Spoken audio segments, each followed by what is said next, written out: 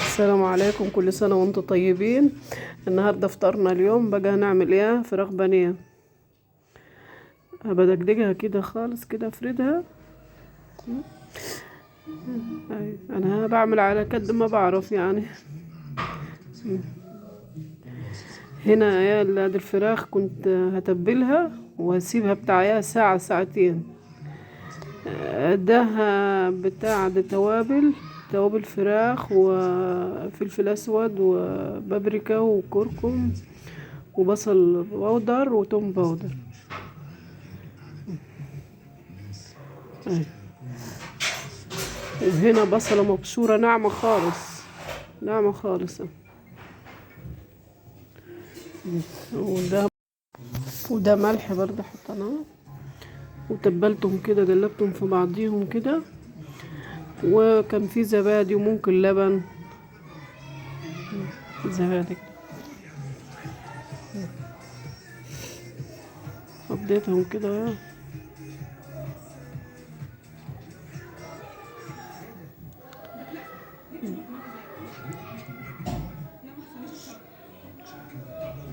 قلبهم كده ببعض كده واسيبها يعني اسيبهم كده عشان يحيقوا كمان كويس. وقبل الفطار كده يعني بنص ساعة كده اروح جلياهم واحطهم كده في التلاجة واسيبهم. ما تنسونيش في اللايكات والاشتراكات، وشكرا على الناس اللي بتشاهد الفيديو بتاعنا، بشكرهم خالص. هنعمل جنبها شوية مكرونة اسباتيك كده. جبنا معلقتين سمنة والصلصة، حطينا فيها بصلاية وقرن فلفل، ضربناهم معاها كده وحطيناهم وسبناهم. الطماطم وهننزل عليهم بالتوابل ده، اياها فلفل اسود، توابل فراخ، بابريكا، كزبرة. وهنسيبهم كده.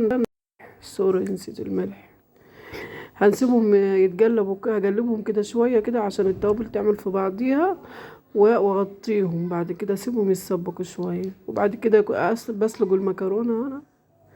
ادي اول ما تغلي كده خلاص احط ملح وزيت، حطيته معلقة زيت صغير واقلبها.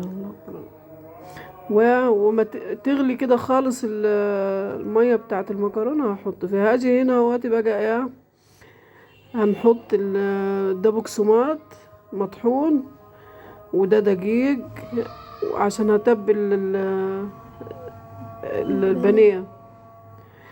بعمله كده بالطريقة دي بالدقيق الأول كده، ونفضه كده شوية. آه. بس وادي تنفضه كده عشان ما ينزلش في الزيت الدقيق. ويكون مجهز البيضة يا مثلا عاملة بيض بيضتين كده، وحط لهم فلفل أسود وملح بسيط، وأقلبها كده. مم. واحطها هنا بقى في بالبقسماط المبشور ده، واقلب كده. واتبل يعني كذا واحدة كده واعملهم. يكون الزيت غلى كده، مولعين احنا كده على الزيت يعني عشان نحمرهم. افضل اعمل كده في البيض كده، اقلبهم من الناحية دي والناحية دي، وبعد كده احط هنا على البقسماط المطحون. ما تنسونيش في اللايك والاشتراك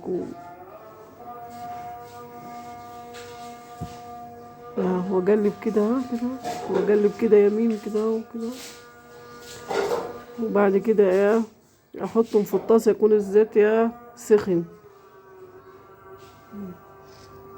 ايوه هنا الزيت سخن. اعمل واحدة تانية واحط، وافضل اعمل كده لحد ما اجلي الكمية اللي انا مستخدمها اعملها كلها.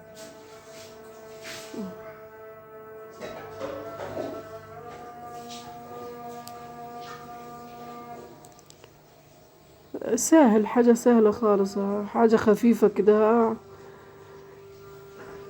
كل سنة وانتم طيبين يا رب، ويجعل رمضان كده كريم على أمة المسلمين. هنا بقى المية غلت ورحنا حطينا المكرونة، قلبناها كده وسبناها. وهنا كانت الشوربة الصلصة تسبة كده، كانت لسه عايزة شوية تاني. هنا بقينا نقلب، اقلب البانيه بقى.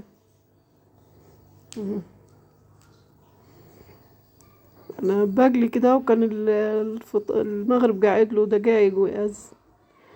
وعملنا هنا برضه جنبه شوية بطاطس برضه،